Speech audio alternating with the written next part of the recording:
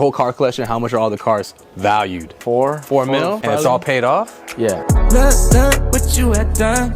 Playing with my feelings got me thinking you the one. I swear you're doing all of this just to have some fun. When I saw those. What's up, boys and girls, men and women? How you doing? My name's SnewJ. Right now, we are on the way to meet a gentleman by the name of Mikey Garcia, professional retired boxer. 5 world championships in different divisions. And Mikey Garcia has become. Of course, he made a lot of money in boxing, but the thing is, what do you do outside of boxing when you're retired? Many of these athletes get fast money and they get the bag, but they splurge and they don't invest smartly. Because when your career is over, are you able to maintain that lifestyle? See, Mikey was smart. He invested his money into businesses, into projects to be able to maintain the lifestyle and take care of his family and friends. In today's video, not only are we gonna pick Mikey's brain, but we're gonna see how he made millions outside of boxing and continues to do so. Also, just wanna let everybody know, look, it's important to me that I want everybody that watches my channel to be successful. I want all y'all to eat. So that's why I created a private community for y'all. Okay, in this private community, we have like-minded individuals, entrepreneurs, multimillionaires, successful people, but I made it for all y'all. Like, literally, you don't have to be successful to join this community. In this community, we all get to learn from each other. We all get to talk to each other, literally in the palm of your hands. And on top of that, we have live calls and guest speakers every week. If you want to grow, if you want to level up your life, you got to have a network of successful people, you know, people that you're trying to be like. So whether you're trying to collaborate with another successful person, make a friend, or just simply trying to find your next career opportunity, click that link in the description below. Do yourself a favor, invest in yourself, because nobody's gonna do it for you. Stop making excuses. All right, y'all. Mikey lives like in the hills, bro. Look at this. This is like private. This is redonks. There's no civilization anywhere, bro. There's another gate to another gate to get to his house. This is crazy. My man. What's up, man? Nice to see you again. How's everything? Chilling. Nice day. Enjoying the day today. So this is your ranch, huh? Yeah, it's a different. This is crazy. Different vibe, away from the city and Yeah. hustle and bustle. How many acres is this? 12. How much does this whole thing, the land and the house and everything cost? I'd say this is worth probably about 4. 4 mil? Probably about 4, maybe 5. Beautiful, man. I saw the whips down there that we're gonna go check out, guys, and I saw the go-kart track. I got a couple things. Before we do the crib tour Sure. and whatnot and check out your cars, just for the people that don't know who you are, retired boxer, Retired professional boxer, former boxer. How many belts do you got? How many championships? Five-time world champion. Wow. In four different divisions. And you're still pretty young. How old are you? 35. 30. This 35. guy's young, man. And then look at you living your dream. But the thing is why I wanted to get you on videos, because after your professional career, all those belts, all those years of training, all those fights, now you're into the business side of things. Yeah. And you like, well, what are you into? So my main, career was always boxing, and that was like my opportunity to allow me to, venture out and do a few other things. Before I was even world champion, I started to look at what life will be after boxing. Absolutely. Because I wanted to prepare, which I started preparing by getting into the real estate game, buying properties and flipping a few here and there, kind of testing, the waters, filling out the water like that. Once I started getting closer to retirement from boxing, I started paying more attention to the real estate game, getting more involved, and that's allowed me to continue a good career outside of boxing. Absolutely. Look, guys, we're gonna touch more into that because I got a lot of questions I want to ask you. But let's check out the house. But before we check out the house, as we're going in, like, how much are you bringing in terms of money, like every year now, as a retired boxer, professional boxer? You're still doing some good numbers. Don't have a very expensive, lavish lifestyle like someone else might. But what's like a range of like per year you're making now as a retired boxer? I'd say right under $1 million. Right, okay, that's like right under $1 million as retired through the real estate. Yeah. Just rentals and flips. And what would you say your net worth is right now at the moment? I would have to 10 plus? Oh yeah. 20? Right around there. 20 mil? Right around the range. Look what you had done. Playing with my feelings got me thinking you the one. This is where we kick it right here. This is my spot. Okay. We got some memorabilia pictures there. Oh yeah. Some of my homies, they always come over and stay with me and chill. So we just kind of. Was this your first belt? No, this is actually my third belt. No. This is my third belt, lightweight. I won that here in Vegas at the MGM. Damn. That made me a 3-division world champion. WBC. How old were you right there? About 28, 29. That's crazy. Yeah. You ain't gonna get back or what? Nah, I don't. You know, got a unification match. Okay. We fought here at Staples Center against Robert Easter, undefeated IBF lightweight champion. I was the undefeated WBC lightweight champion. We unified. Wow. Good win there here at Staples Center. Hell yeah. That's from my fight with Errol Spence at AT&T Stadium. At the Cowboy Stadium, we had, I think, like 40-some thousand people in attendance for that fight. That's crazy. That was my first loss, in fact, but it was a great show, great fight. Oh, so that was your first? That was my loss. Yeah. That was my loss. I have 2 losses in my record, and first one, it was a great opportunity, great fight, huge event. It was the biggest for the year actually in boxing. Wow. What was your record? Up until that one, I had overall when you were finished. Total record 40-2. Jeez. 40-2, 30 wins by knockout. Damn, going into that fight, I was 40 and 0. Kind of like entry living room kickback. You got like the sports crib, couple games here.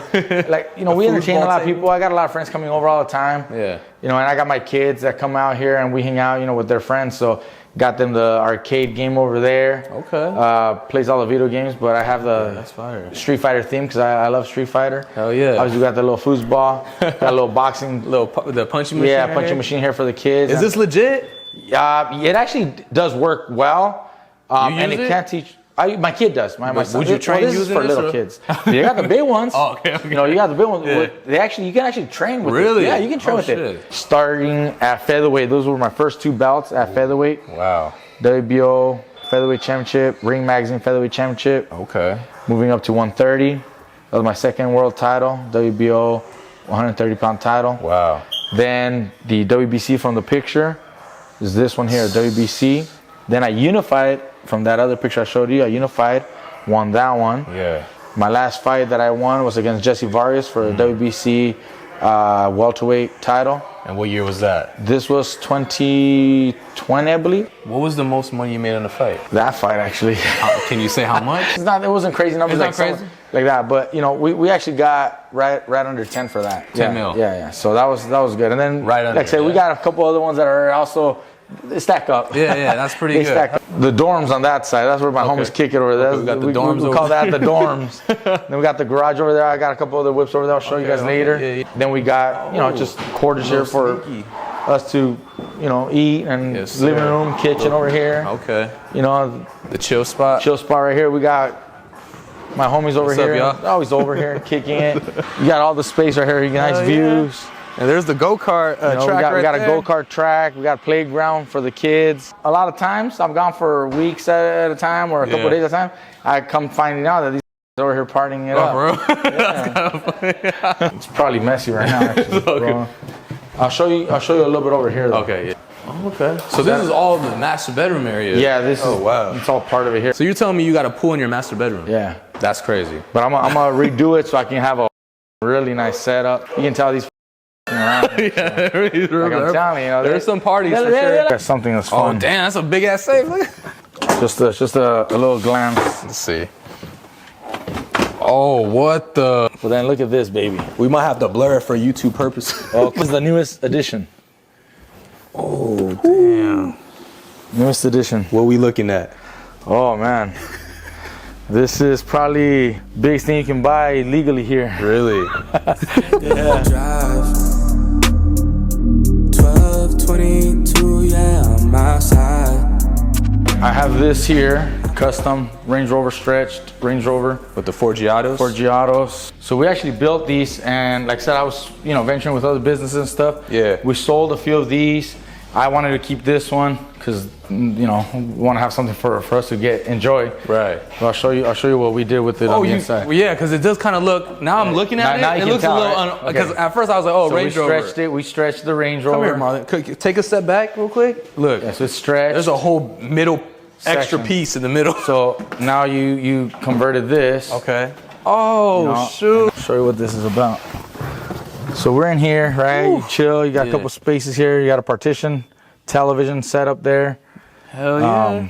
You got actually lighting also on the inside. How much did you build this for? We were selling these actually. We sold these for $250. So is this the? This is my baby. This is my first car. I was 21. 21. When I purchased this. This is actually a 2010 Challenger SRT that I modded and Had it done by Richard Petty. How much horsepower and how much did you get it for? It's pushing 750 horsepower. To the wheel? At the time, about 675 at the wheel. So 750 total. Well, I bought the car, like I said, it's 2010. So I bought the car for 45.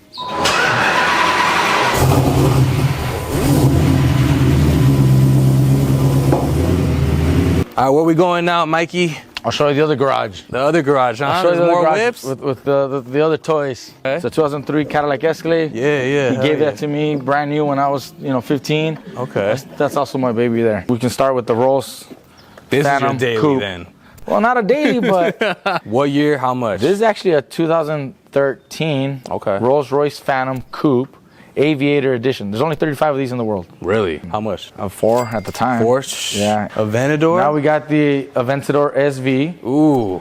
So one of only 600 produced. 600 of these Aventador SV. So what year is this again? 16. 16. How much was 16. this one? 5. 5? Yeah, they're 5. Damn, that's already a meal right there, huh? I like to drive them. I take them out. We go to car runs, car rallies, car shows. This here is a 93 Land Rover Defender. Okay. You see the wheel? Yeah, I see it's the on the wheel. opposite end. Yeah, the right hand. So this came from the UK down to Texas, Texas here. We redid the interior. All this is custom done by our people. These are not very common. Land Rover Defenders, pretty rare. Yeah. This being a 93, still worth right now, I'd say somewhere around 2. Damn. And change maybe. Ooh. So how many cars do you have in total right now? Because right now I count like 20, bro. Like it just here right now. Total probably about 15, 16 15? cars. So now this here we have a 2016 McLaren 650S. Okay. Nice car, fun car, very quick. This is about 180. This is again, like I said, to the track, rallies, car shows. This one, yeah. It's fun. The big body Bentley right Bentley. here, bro. Ooh. We got the Bentley Speed 12 cylinders, pushing I think like 650 horses. Damn.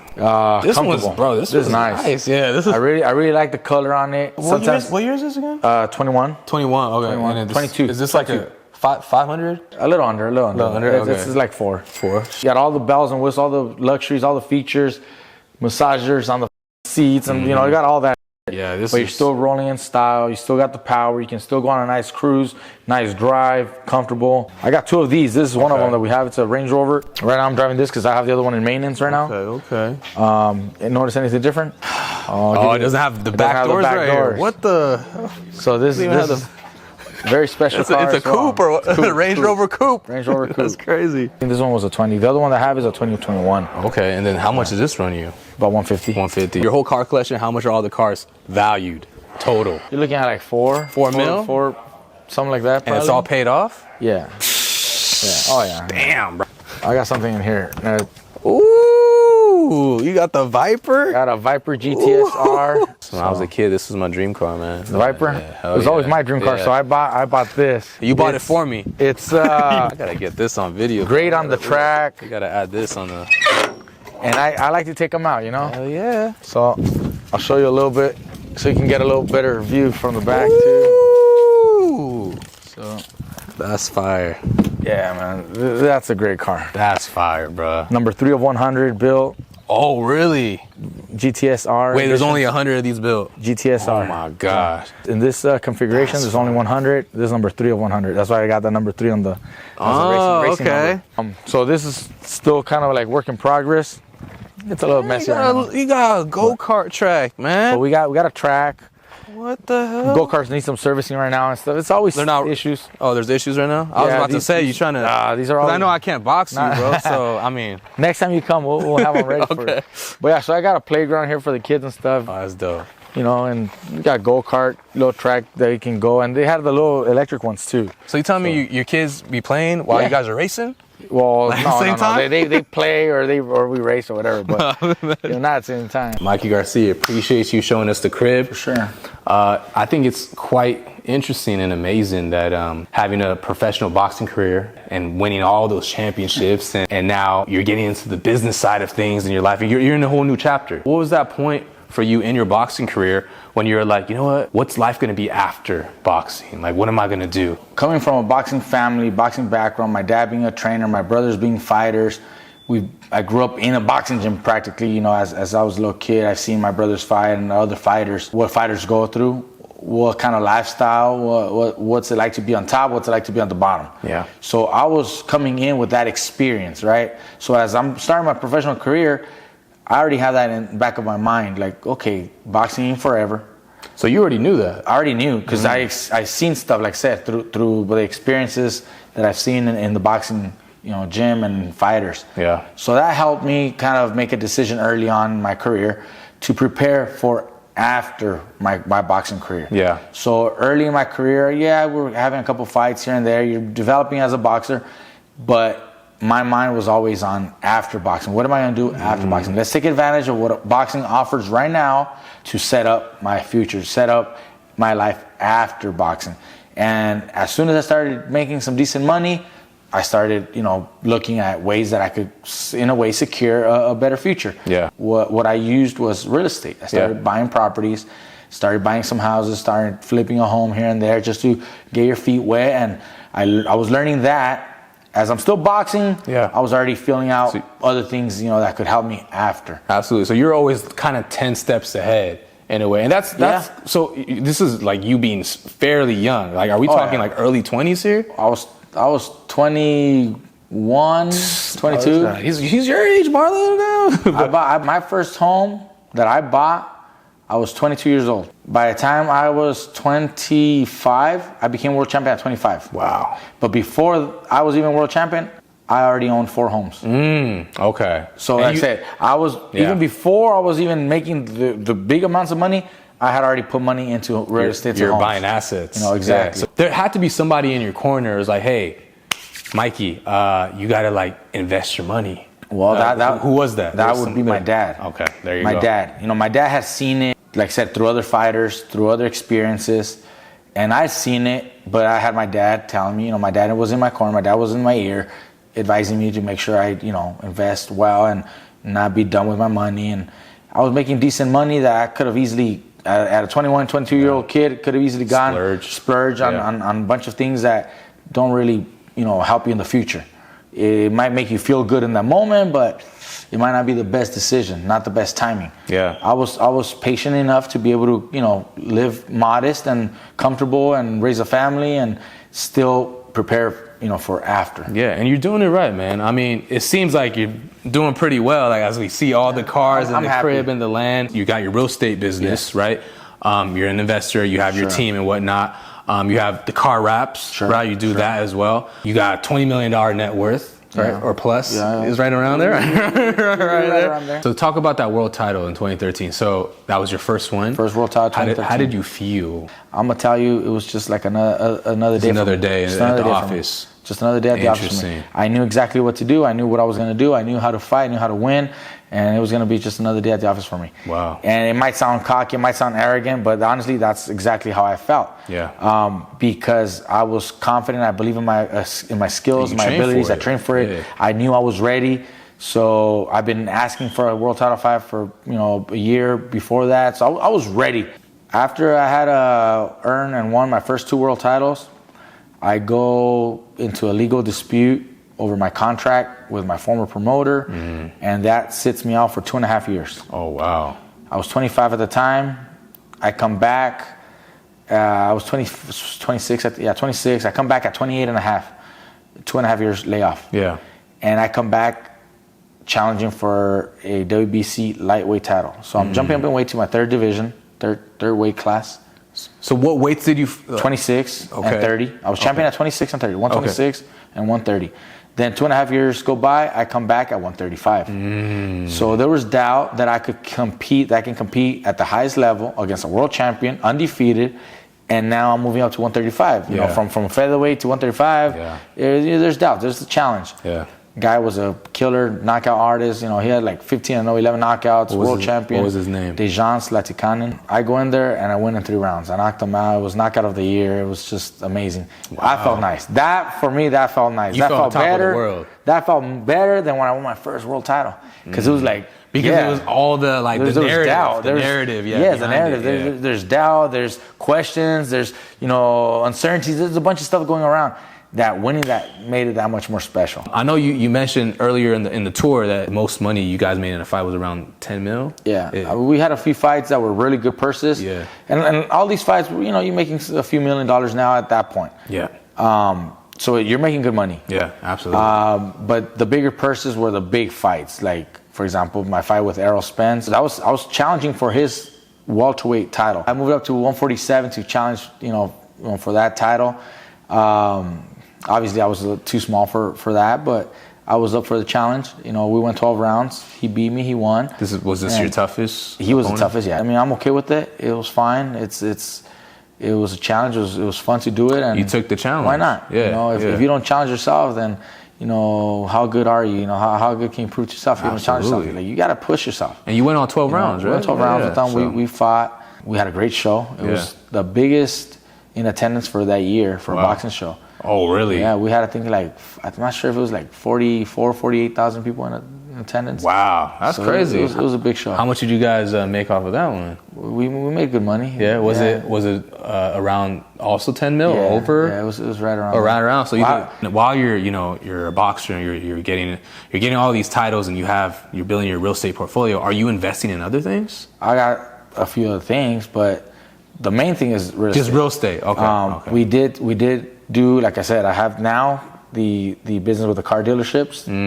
I've done that. But that's more like a hobby. During or is that after? Oh, that's no. You mean back then? Yeah. Like while you're fighting. I did get into stocks. Okay. I you make money from that? Yeah. Yeah. How much we talking? But I'm not touching it. I'm letting. Oh, you're a holder. I'm holding. Yeah, he's holding. I'm looking long term. I'm looking long term. Okay. I mean, I can always pull out a little bit here and there if I want to do something with it, and I've pulled a little bit here and there just to do. You can leverage against it too. How much you have in there? Can I take a wild guess? It's definitely 7 figures, right? Oh yeah. Yeah. Okay. I started with 250,000. Wow. Okay. Then I did add $1 million, right? Okay. So 1.2 and a half, right? 1.25. Okay. That's grown. And Mikey's talking about the stocks, right? Yeah, this is just in the market. Yeah. And we've grown.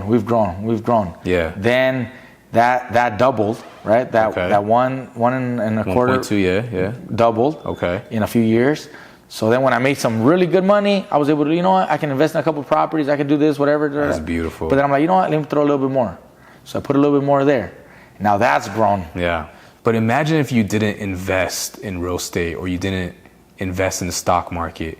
Do you think your bank account would be way different today? Oh, for sure. If I had not invested ever, and instead just, you know, buying things and just splurging on things and treating people and taking care of, you know, the clubs and the tables. Living your lifestyle that you live. Oh no, I wouldn't be nowhere near where I'm at. Really? You'd probably just be 6 figures a year or something like that? I'd be maybe, you know, $100,000 a year. Yeah, damn. You know, just from a few little things maybe. I mean, you need to invest, man. You really do need to invest. Sometimes people ask, like, well, what should I invest in? Well, first of all, you can invest in yourself. How do you invest in yourself? Educate yourself. Take a couple courses. Take a couple books. Learn a trade. Learn something. Invest in yourself. The way I invested in myself was obviously dedicating my lifestyle to my boxing. Yeah. Discipline, you know, all that. But that's helped you, man. It's helped me. Like being a professional athlete, a professional boxer. It's transitioned also. To the real world. Yes. I mean, I'm not saying it's not the real world, but I'm saying like transition into like the next chapter of the next your chapter discipline and who you are. Of my life, and that carries over because you were very dedicated in your craft, right?